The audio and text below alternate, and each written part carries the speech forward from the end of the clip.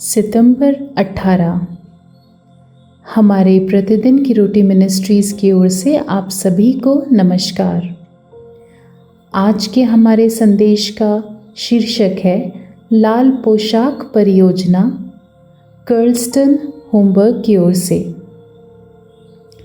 आज के हमारे पवित्र शास्त्र का भाग है निर्गमन 28 1 से 8 और 40 41। फिर तू इज़राइलियों में से अपने भाई हारून और नादाब, अबीहू, एलियाज़र और इतामार नामक उसके पुत्रों को अपने समीप ले आना कि वे मेरे लिए याजक का काम करें। और तू अपने भाई हारून के लिए वैभव और शोभा के निमित्त पवित्र वस्त्र बनवाना। और जितनों के हृदय में बुद्धि है, जिनको मैंने बुद्धि देने वाली आत्मा से परिपूर्ण किया है, उनको तू हारून के वस्त्र बनाने की आज्ञा दे कि वे मेरे निमित्त याजक का काम करने के लिए पवित्र बने। जो वस्त्र उन्हें बनाने होंगे वे ये हैं, अर्थात सीनाबंद और एपोद और बागा, चारखाने का अंगरखा, पगड़ी और कमरबंद। ये ही पवित्र वस्त्र तेरे भाई हारून और उसके पुत्रों के लिए बनाए जाएं कि वे मेरे लिए याजक का काम करें। और वे सोने और नीले और बैंगनी और लाल रंग का सूक्ष्म सनी का कपड़ा लें। वे एपोद को सोने और नीले, बैंगनी और लाल रंग के कपड़े का और बटी हुई सूक्ष्म सनी के कपड़े का बनाएं, जो कि निपुण कढ़ाई के काम करने वाले के हाथ का काम हो। वो इस तरह से जोड़ा जाए कि उसके दोनों कंधों के सिरे आपस में मिले रहें। और एपोद पर जो काढ़ा हुआ पटुका होगा उसकी बनावट उसी के समान हो और वे दोनों बिना जोड़ के हों, और सोने और नीले, बैंगनी और लाल रंग वाले और बटी हुई सूक्ष्म सनी वाले कपड़े के हों।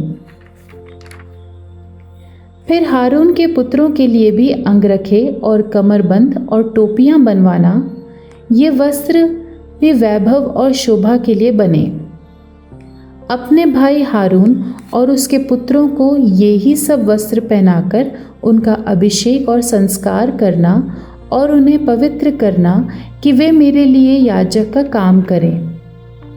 आज का हमारा मुख्य वचन है निर्गमन 28:2। तू अपने भाई हारून के लिए वस्त्र बनाने की आज्ञा दे कि वे मेरे निमित्त याजक का काम करने के लिए पवित्र बने। रेड ड्रेस यानी कि लाल पोशाक परियोजना की कल्पना ब्रिटिश कलाकार किर्स्टी मैकलोड ने की थी, और ये दुनिया भर के संग्रहालयों में और प्रदर्शन लगाने के स्थानों में एक प्रदर्शनी बन गई है। 13 वर्षों तक बरगंडी रेशम के 84 टुकड़े दुनिया भर में घूमते रहे, जिस पर 300 से अधिक महिलाओं द्वारा कढ़ाई की गई। फिर इन टुकड़ों का एक गाउन भी बनवाया गया, जो प्रत्येक योगदान देने वाले कलाकार की कहानियों को बताता है, जिनमें से कई अधिकारहीन और गरीब हैं। लाल पोशाक की तरह हारून और उसके वंशजों द्वारा पहने गए वस्त्र कई कुशल श्रमिकों द्वारा बनाए गए थे। याजक के वस्त्र बनाने के लिए परमेश्वर के निर्देशों में वे विवरण शामिल थे जो इज़राइल की सामूहिक कहानी बताते थे, जिसमें गोमेद पत्थरों पर इज़राइल के पुत्रों का नाम खुदवाना शामिल था, जो कि प्रभु के सामने एक स्मारक के रूप में याजकों के कंधों पर लगे रहेंगे। अंगरखे, कमरबंद और टोपियां याजकों को वैभव और शोभा देती थी, क्योंकि वे परमेश्वर की सेवा करते थे और लोगों को आराधना में करने में मदद करते थे। यीशु में नई वाचा के विश्वासियों के रूप में हम एक चुना हुआ वंश और राजपदधारी याजकों का समाज और पवित्र लोग और परमेश्वर की निज प्रजा हैं, और आराधना में एक दूसरे का नेतृत्व करते हैं, जैसा कि पहला पत्रस 2 उसका 4, 5 और 9 में लिखा है। यीशु हमारा महायाजक है। हालांकि हम खुद को याजकों के रूप में पहचानने के लिए कोई विशेष पोशाक नहीं पहनते हैं।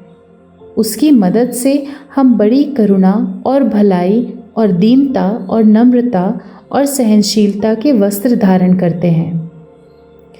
कुलुस्सियों की कौन सी विशेषता आपको आज पहनने की सबसे अधिक आवश्यकता है? परमेश्वर ने अपनी सेवा के लिए आपको और कैसे सजाया बनाया है? हे यीशु, कृपया मुझे करुणा, दया, नम्रता, भलाई और धैर्य का वस्त्र पहनाइए। आमीन।